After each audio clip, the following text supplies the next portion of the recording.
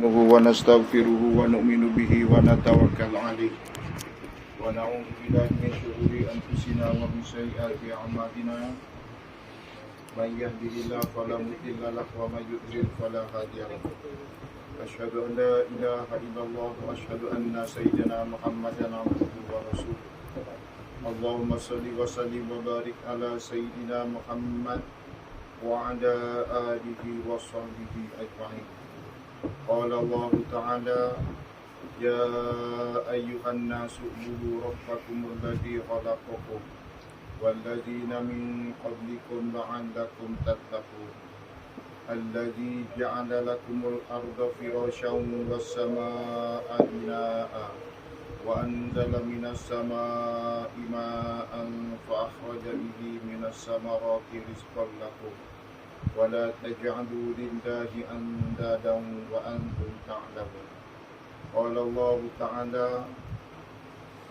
Ashabi wa bikan wujud. Tuan-tuan, sahabat-sahabat susri yang dikasihi oleh Allah Subhanahu wa taala.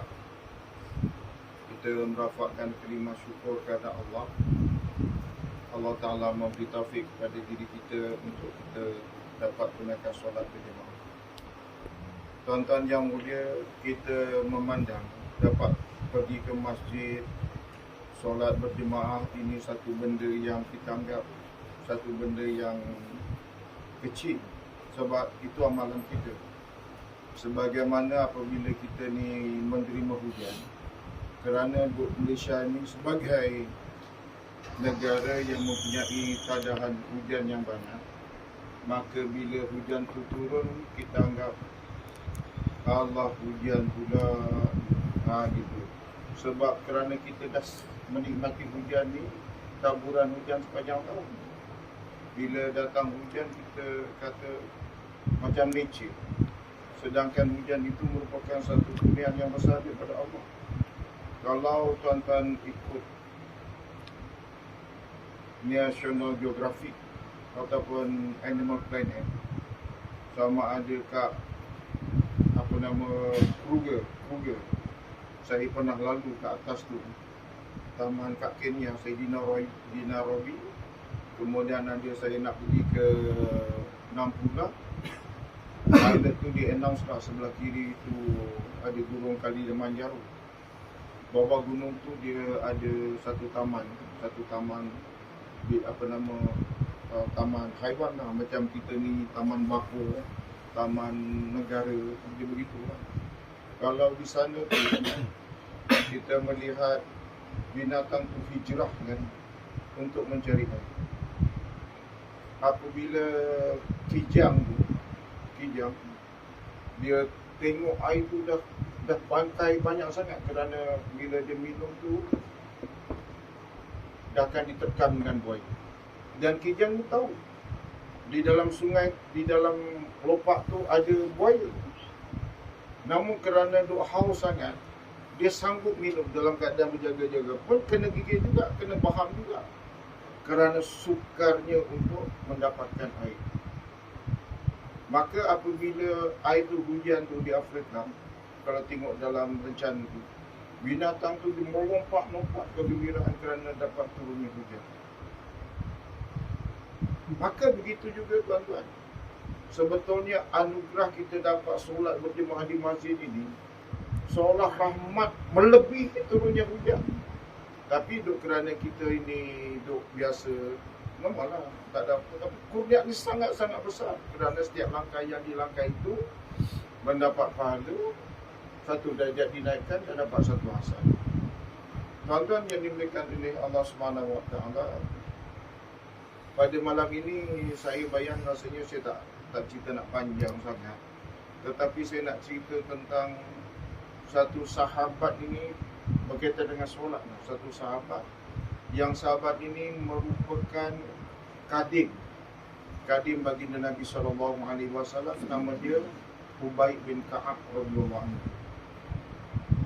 Ubay bin Ka'ab radhiyallahu anhu dia ni ashabus sufah, orang yang hanya duduk di beranda-beranda masjid kan. Dia ashabus sufah ni, orang dia tak ramai. Dia memang lillahi ta'ala, tak ada harta benda. duduk dia kerja je itikaf di masjid. Adalah beberapa sahabat dulu dia di Ashabus Suffah. Maka dia ni khidmat Rasulullah. Apa saja kehendak Rasulullah dia akan sediakan. Bangun pagi Rasulullah akan disiapkan rota, disiapkan miswak. Kalau bangun pagi hajat Rasulullah nak mandi akan siapkan air. Khidmat khadim. Maka kerana Ubay bin Ka'ab radhiyallahu anhu ni khidmat dia begitu rupa, maka satu ketika baginda Nabi SAW telah memberi tawaran kepada Ubay. Ubay, apa ya yang kau nak? Kau minta lah. Kalau begitu hajat Rasulullah, ya Rasulullah, maka berilah saya tempoh untuk memikirkan apa hajat yang perlu saya inginkan. Bangun tidur, ni Rasulullah ni. Kalau sekiranya dia doa pada Allah gunung Uhud jadi emas, boleh jadi emas tu. Dan emas tu boleh ikut ke mana saja aku pergi. Kalau sekiranya aku tak, bermakna kalau sekiranya aku memiliki kekayaan sebenarnya rupa-rupa, anak Raja Rom dan Parsi boleh aku pindah, boleh aku miliki. Lala sekali dia bercakap, cilaka engkau baik, benda yang akan fana yang pula engkau minta. Akhirnya bila dia terlintas nak harta, dia telah memarahi diri sendiri. Kenapa engkau minta benda yang akan musnah, yang akan hancur, yang kau tinggalkan? Maka Ubaid radhiyallahu anhu telah jumpa Rasulullah. Ya Rasulullah, aku nak syurga. Maka Rasulullah SAW telah menjawab permintaan Ubaid bin Ka'ab, kalau itu hasrat engkau, maka bantulah aku dengan kau perbanyakkan rukuk dan sujud. Maka sekian lama baginda Nabi SAW itu wafat, maka Sauban radhiyallahu anhu telah bertanya kepada Ubaid bin Ka'ab. Dalam bahasa kita bercakap, Ubaid, kau ni ketika hayat baginda Nabi SAW masih hidup, engkau ni khidmat pada Nabi. Amalan apa je yang kau tahu yang boleh mendapatkan kita masuk ke dalam syurga? Maka Ubaid radhiyallahu anhu ambil diam seketika. Maka dia telah bercakap kepada Sauban, Sauban, aku dulu pernah ditawarkan oleh baginda Nabi SAW apa yang aku nak. Maka aku telah minta pada Allah, pada Rasulullah, aku minta syurga. Maka baginda Nabi telah menjawab, bantulah aku dengan kau memperbanyakkan rukuk dan sujud. Maka kalau kau nak benda yang sama syurga, maka kau perlulah mengikut saranan baginda Nabi SAW dengan memperbanyakkan rukuk dan sujud, iaitu perbanyakkan solat untuk kita dapatkan syurga. Tuan-tuan yang dimuliakan oleh Allah SWT, sekarang kita ni telah berada di, nak dikata alam yang baru dah 12 tahun berlalu dah. Bermakna alam yang baru tu tahun 2000 kan, alam baru. Sekarang dah tahun 2022. Maka adakah kita seperti ini lagi? So, sembahyang kita ni masih lagi, kata orang, azan baru kita nak mandi, baru terkucur-kucur nak pergi masjid. Ini tahun 2022 dan kita membuat usaha agama ni. Adakah malam Jumaat kita baru saja malam tu kita bersama dengan isteri, baru dengar azan, baru nak azan, baru kita terkucur-kucur nak mandi hadas. Come on man, ini tahun 2022 ni, dah berapa lama kita membuat usaha agama ni? Adakah macam ini sikap kita ni? Kita dah sampai ke India, Pakistan, Bangladesh. Bagaimana pesanan daripada ulama-ulama kita? 10 minit sebelum azan kita telah berada di atas sejadah. 10 minit sebelum azan kita telah berada dalam masjid. Itu pesanan daripada siapa? Daripada maulana-maulana ketika kita mendapat bayar tangguh. Adakah kita masih seperti ini? Tuan-tuan masih gagah, alhamdulillah. Boleh sujud dengan rukuk dengan sempurna. Saya kalau sembahyang nafil ini tuan-tuan, dia dalam hukum fiqhnya boleh duduk, dapat separuh. Itu memang dalam hadis. Sama ada kita duduk istirahat atau duduk takarabu. Takarabu tahu duduk dia. Istirahat tahu kan? Iftiras tu duduk tahiyat awal, istirahat tahiyat akhir. Duduk takarabu ni bersila. Tapi kita dapat separuh. Itu dalam hadis. Dan kalau fardu kita kena gagahkan juga untuk berdiri. Kena dirikanlah solat. Keluarkanlah zakat. Kena berdiri. Tuan-tuan yang dimuliakan oleh Allah Subhanahu Wa Taala. Kita seringkali membicarakan tentang solat, mengajak orang tentang solat. Maka apa ya kelebihan solat yang selalu kita sebut ketika kita membuat halqah, sembahyang awal waktu, di tempat azan diazankan, seringkali kita bicarakan kan. Maka dalam solat ini apabila kita solat di awal waktu, di tempat azan diazankan, yang pertama kita dapat berkat rezeki. Dan inilah yang jadi rebutan kita. Sebab rezeki tak berkat, gaduh adik-beradik. Kerana rezeki tak berkat, sampaikan pancang tiang batu yang boleh menyebabkan kita kena timpa, kena benam sampai 70 hasta sanggup batu tu kita alih. Kerana rezeki tak berkat, mencari rezeki berhempas pula, sampai kita melibatkan rasuah berbilion-bilion ringgit, sehingga kan rakyat jadi susah, semua cukai naik. Sampai apa barang yang tak naik, semua barang naik. Dulu RM50 satu troli, kemudian separuh jadi setengah troli. Satu minyak masak aja untuk satu troli. Habis dia punya harga pun dapat RM48. Kerana rezeki tak berkat, inilah yang jadi dunia kacau bilau. Kerana tak berkat, kerana kau tak solat. Kemudian yang keduanya apa tuan-tuan, yang dipanggil diringankan azab kubur, diangkat azab kubur. Dan tuan-tuan yang mulia, yang dipanggil azab kubur ni bukan satu perkara yang main-main. Nabi telah bagi ancaman, dia kata, aku khawatir jenazah ini tidak ada siapa yang akan mengendalikan, menghantar perkuburan. Sekiranya aku minta dengan Allah, akan diperdengarkan tentang azab kubur. Semua makhluk kecuali jin dan manusia mendengar azab kubur. Begitu keadaannya. Ini bukan perkara main-main, azab kubur.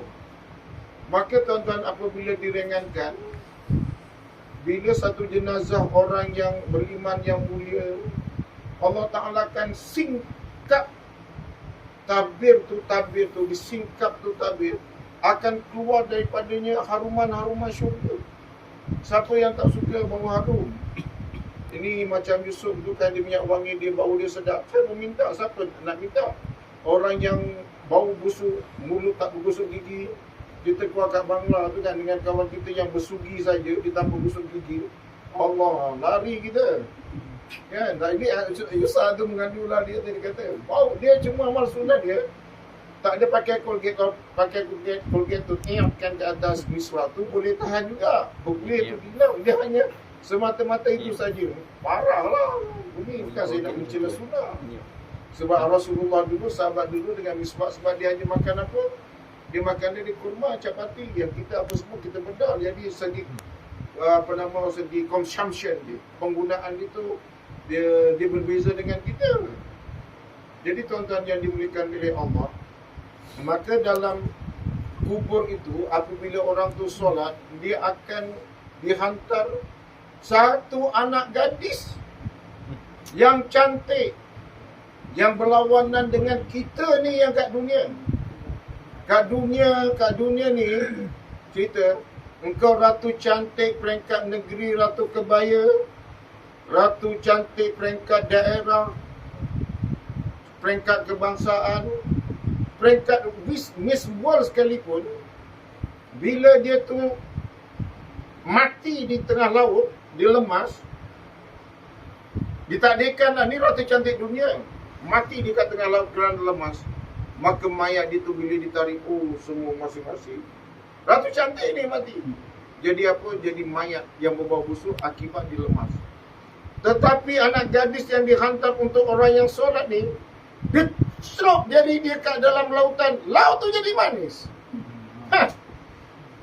Ini bukan saya cakap bang, ini kita punya cerita, Nabi punya kalam. Anak gadis inilah nama dia bidadari. Untuk orang yang solat. Maka tuan-tuan yang mulia, justru itulah kita sama-sama lah mengajak orang kepada solat. Ya kan ya? Saya tak nak cerita panjang, kata orang Jawa, cerita sini jadi keberhenti lah. Kita keluar 40 hari ni, tuan buktikanlah pada diri tuan-tuan. Kita ni membuat usaha agama, orang kenal kita ni, orang dakwah. Tunjukkanlah yang kita datang awal di masjid. Saya kat masjid Jangkang ni ada 2 orang tu, tak dapat saya lawan dia. Satu Wak Daud, satu lagi Wak, siapa dulu dia tu kata sangat besar tu dulu. Sama dia jugalah. Memang tak terlawan dengan dia. Saya tanya Wak Daud, kakang pukul piro tekan gini. Pukul piro? Pukul berapa kau sampai kat masjid ni? 12.30 dia dah sampai kat masjid. Tak kira zuhur tu pukul 1, 1.20, sekarang 1.24 kan. Dia 12.30 dah ada kat situ. Orang geladi kat situ tu, Wak Daud tu dia kata orang yang buka lampu masjid. Pagi-pagi subuh, dia yang tak. Dia satu ketika, dia ada tanah kat sini tau, kawasan sini lah ni. Dia dia tak ada kat masjid. Jadi tak dia buka lampu. Saya datang awal. Kemudian satu bab ni, tapi sekarang dia dah ubah lah, dah ada rumah tu. Kat masjid kan ada bayangkan, daripada belakang tu, kan ada kereta jenazah. Kemudian keranda tu disusul dengan pengusung mayat. Semacam. Sebab pengusung jenazah stretcher tu, tempat orang mati diangkat. Tak kira orang tu mati sakit ke, jenazah tu mati dalam keadaan sempurna ke, yang kemalangan, yang kena bunuh ke, semua pakai stretcher yang sama. Semacam. Masjid saya tengok berita Allah Allah. Masuk dalam menggelabah juga saya nak jadi Swiss tak biasa kan. Tak bila tak buka itu terang tu Allah lagi dia. Bermakna tu dah tak ada lah. Takut sebab selalunya bila masuk terang Wak Daud dah ada. Masuk terang Wak Daud dah ada. Ini saya first main datang siap langgar. Jadi tuan-tuan yang mulia, boleh tak tuan-tuan kita jangan tak skill gila orang-orang tuan-tuan. Saya tak skill tuan. Siapa yang kat sini azan 10 minit sebelum azan dah ada kat masjid. 10 minit sebelum azan. Kakak takkan tak boleh kan 10 minit sebelum azan. Tuan boleh tuan, azam je tuan. Bukan kita cari azam lah insyaAllah ya. Boleh ya. Kita kita azam. Dan untuk kita tingkatkan lagi lah pengorbanan untuk kita keluar jalan Allah. Bagaimana kena alim ulama. Siapa benda tulis insyaAllah. Untuk kita keluar jalan Allah kerana ada perintah Allah Ta'ala. InsyaAllah saya akan azam untuk ke Suriname tahun depan insyaAllah. Ada ya Allah. Saya dengan Haji Mubarak saya